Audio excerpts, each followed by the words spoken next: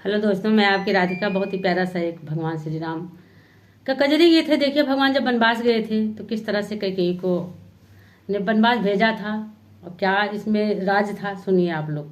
बहुत ही प्यारा गीत है सावन का।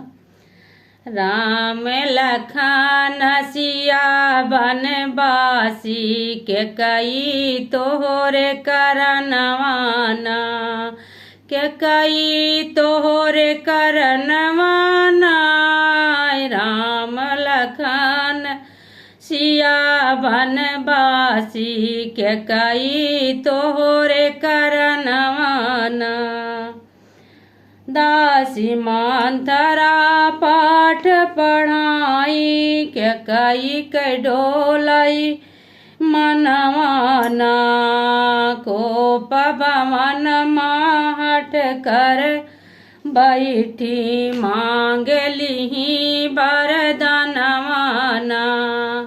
को पवन महट कर बैठी मांगली वरदानवाना।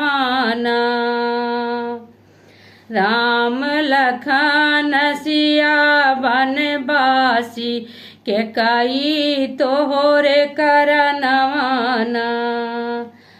भरत लाल गद्दी पे बैठे राम का पठवे बनवाना।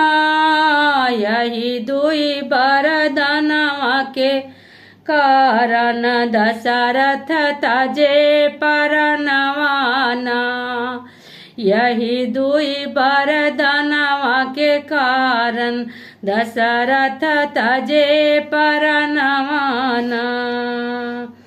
राम लखन सिया बनवासी दशरथ के कई तोहरे करनवाना।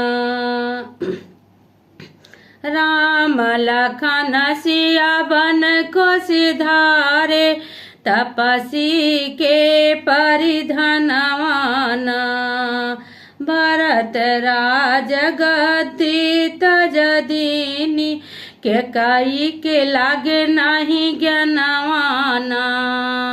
भरत लाल गद्दी तजदीनी के कई के लागे नहीं ज्ञानवाना। राजा गुजरी गए के कई विदुर भाई। आजा गुजरी गए के कई विदुर भाई।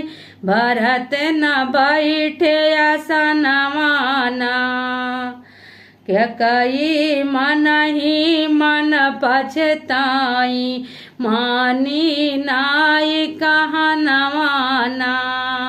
के कई मन ही मन पछताई मानी नाई कहनवाना। राम लखन सिया बनवासी के कई तोहरे करनवाना। कैसा लगा ये गीत जरूर कमेंट बॉक्स में बताइए।